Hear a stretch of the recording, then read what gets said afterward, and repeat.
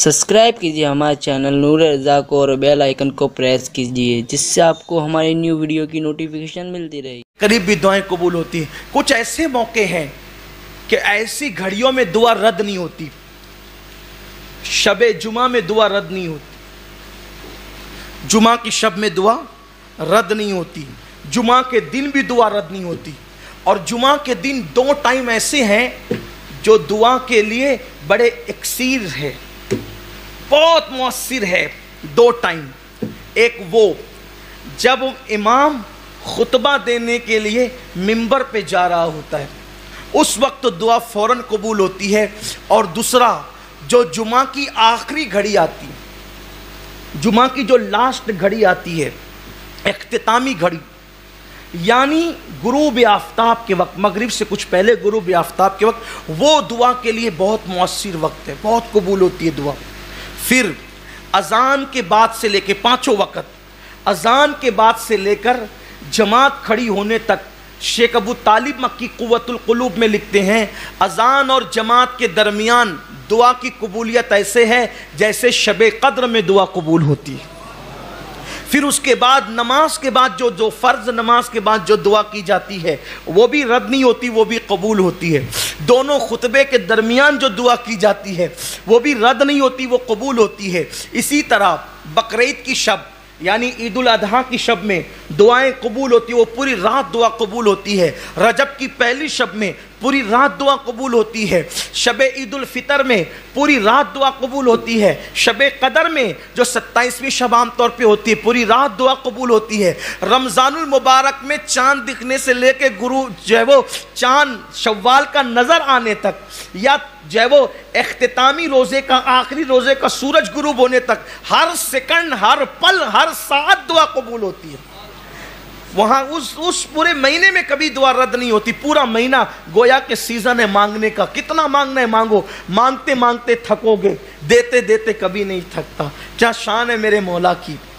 तो शब ईद उल फितर, रमज़ान शरीफ का पूरा महीना, फिर इसी तरह से शब बारात, फिर इसी तरह से जब किसी का इंतकाल हो, जब किसी की रूह निकलती हो, तो वहाँ भी रहमत के फरिश्ते होते हैं।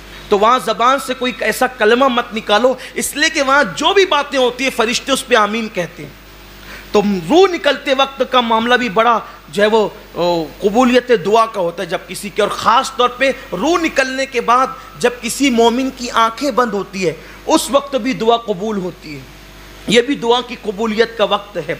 इसी तरह बारिश बरसती है तो भी दुआ कबूल होती है, दुआ मुस्तजाब होती है। देखो दुआ तो हर वक्त कबूल होती है, यहाँ जो कबूल होने से मुराद है वो ये है कि दुआ का असर जल्दी जाहिर होता है। इसी तरह जब मुर्ग बांग देता है, अजान देता है, उस वक्त भी दुआ कबूल होती है, इसलिए कि मुर्ग अजान उस वक्त देता है जब वो रहमत के फरिश्तों को देखता है, जब वो रहमत के फरिश्तों को देखता है। हैरत की बात यह है कि लोग रसूलुल्लाह के मुतालिक कहते हैं कि उनको दीवार के पीछे की खबर नहीं। अरे यार, जिस मुर्गे को तू 200-500 रुपये में ख़रीद करके खाता है वो रहमत के फरिश्तों को देख लेता है, जिसे मौलवी देख नहीं पाता उसे वो मुर्गा देख लेता है।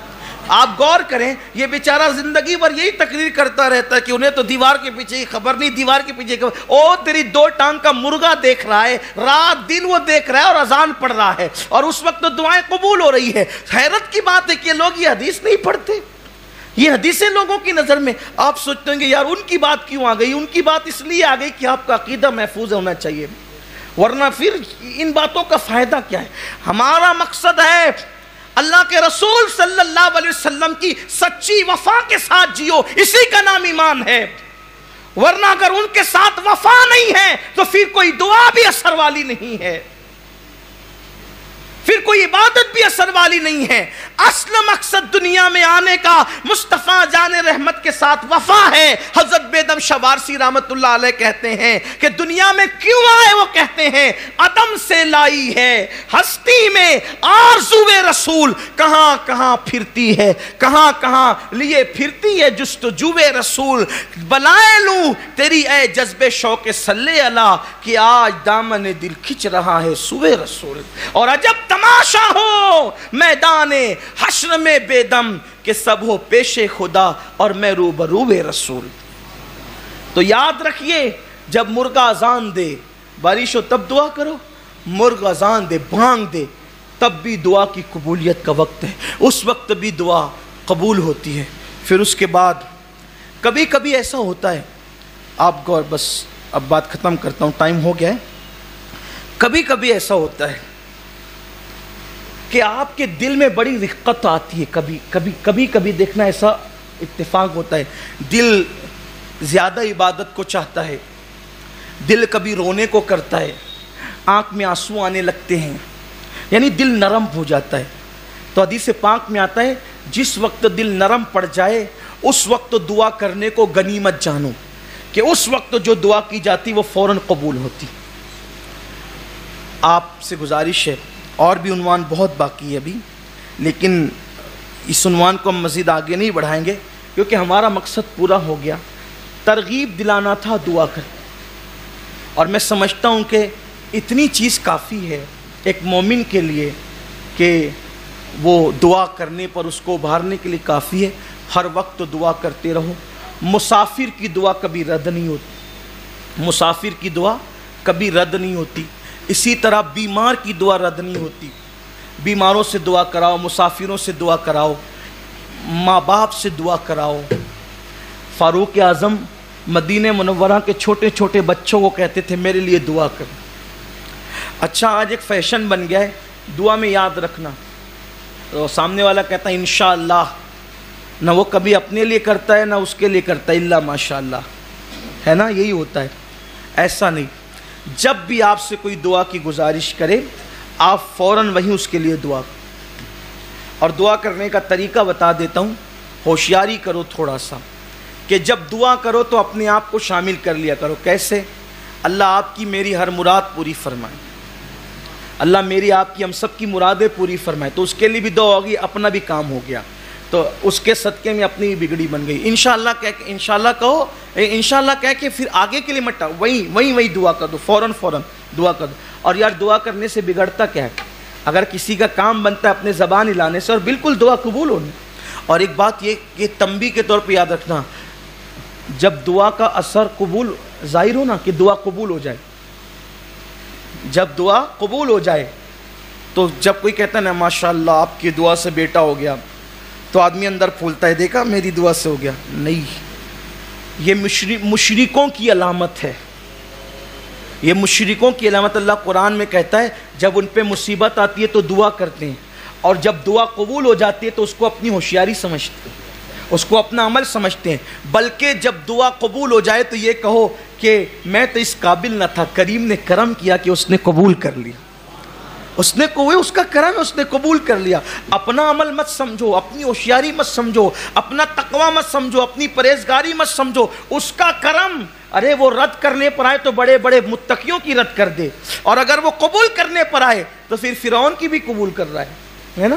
آپ نے ابھی سنا فرعون کی بھی سن رہا ہے وہ۔ اس لیے یاد رکھنا، دعا کی قبولیت کو اپنا عمل مت سمجھنا، اپنی ہوشیاری مت سمجھنا، اپنا تقوی مت سمجھنا، اس کا کرم اور خالص اس کا کرم۔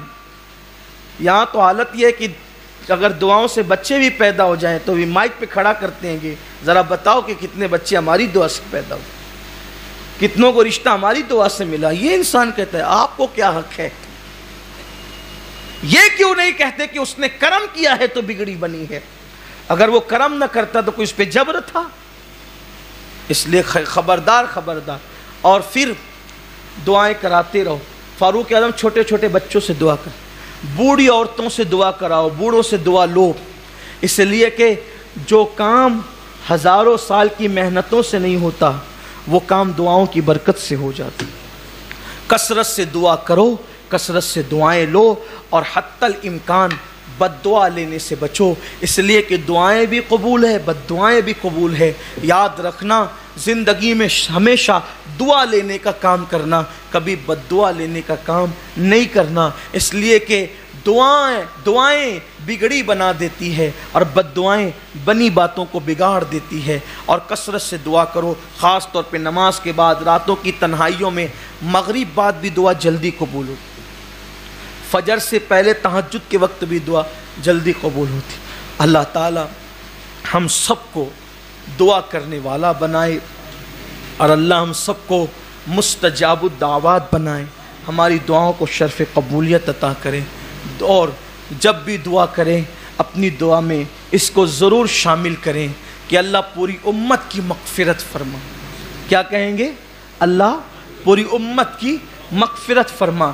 یہ جملہ کہنے سے، اتنا کہنے سے کیا فائدہ ہوتا ہے پتہ ہے؟ کہ حضور کی امت پہلے دن سے لے کے آخری دن تک جتنی ہے، اللہ سب کی تعداد کے برابر آپ کو نیکی عطا فرمائے۔ کتنی بڑی بات ہے۔ اور پھر یہ دعا کرو اللہ پوری امت کا بھلا فرما، پوری امت کو خیر عطا فرما، یعنی اپنی دعاؤں کے اندر پوری امت کو شامل کریں، اپنی مرادیں بھی مانگیں۔ اللہ سے دعا ہے کہ اللہ تعالی ہمیں دعائیں کرنے والا بنائے، ہماری دعاؤں کو قبول فرمائے۔